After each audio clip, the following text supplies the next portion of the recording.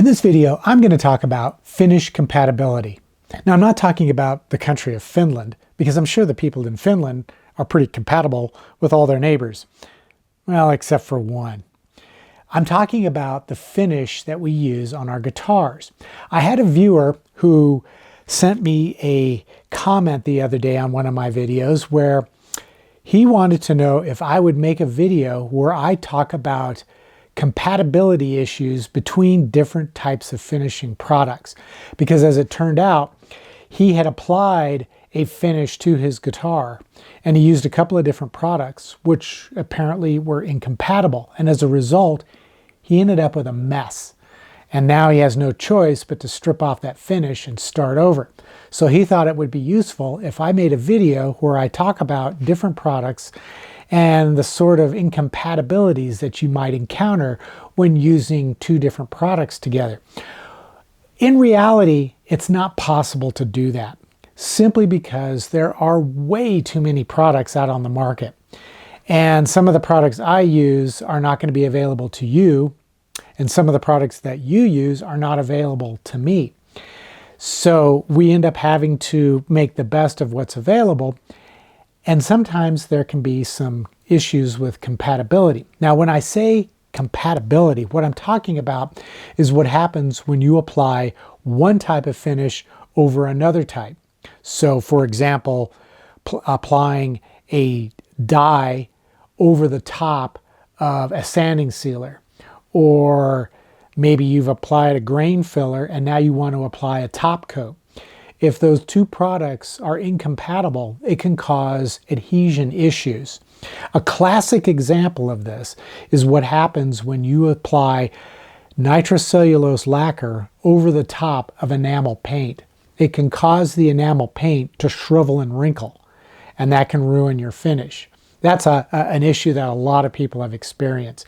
But then there are other subtle compatibility issues, like applying a certain type of clear coat over a certain type of dye or paint and seeing bubbles appear in your clear coat finish, and they dry there. That's a compatibility problem. There's also issues with adhesion, where a product that you apply doesn't adhere well to the product you applied prior.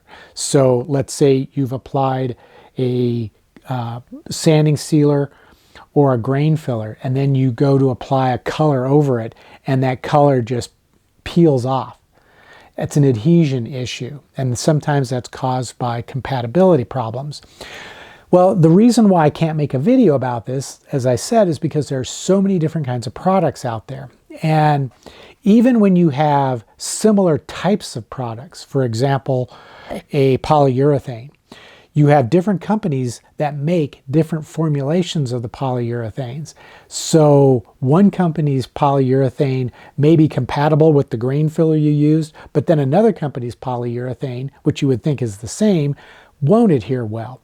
So really the cost and complexity of trying to make a video showing all the different products that are compatible and the ones that aren't is almost impossible. But what I can do is I can offer you some advice on how to avoid those compatibility problems. Before you can select the products that you're going to use on your guitar project, you have to decide what kind of finish you're hoping to achieve.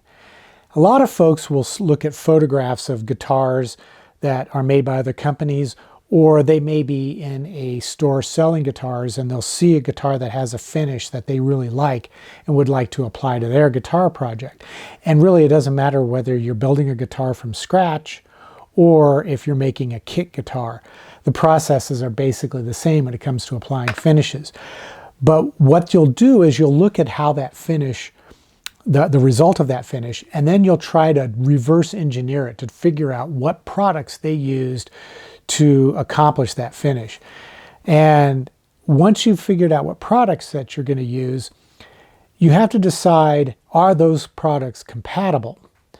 Because there are different types of dye stains, different types of paints, different kinds of clear coat finishes. And of course, there are different brands. So when you start to bring those products together to make your finish, you have to decide, are those products compatible? Well, the most obvious way to do that would be to contact the manufacturer of the product you're thinking of using and find out, does it play well with the other products you intend to use?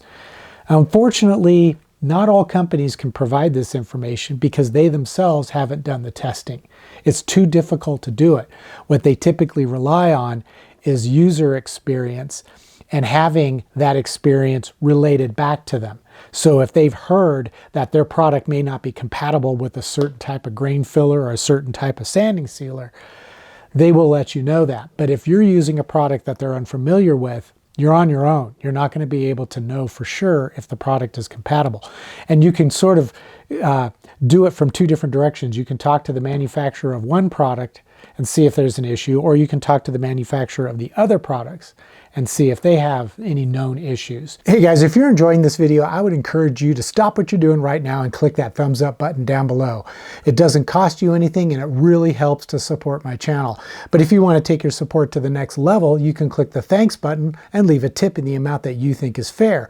Also, you can click the join button and become a member of my channel. And as a member, you'll have access to exclusive members-only content, which are videos just like the one you're watching, but with a lot more detail, a lot more tips and tricks and all kinds of guitar building secrets. And best of all, no ads. Now let's get back to the video. You can also sometimes check the user forums out there or social media, but I would be really hesitant to take any of that advice, because you have no idea the situation that the person whose experience you're reading about it was actually in.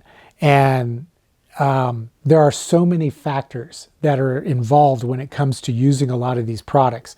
The wood that you're applying it to, the environment that you're spraying in, what's the temperature, the humidity levels, all of that stuff can play a role. So when somebody else is telling you what their experience is, you have to know all those details, and you almost never are. The other way, and this is what I have tried to hammer home to people over the years when it comes to using finishes, and that is to test your finishes on scrap. Unfortunately, if you're building a kit guitar, you probably don't have scrap. If you're building a guitar from scratch, when you cut away pieces of wood, save the wood, because you can use that to test your finishing strategy.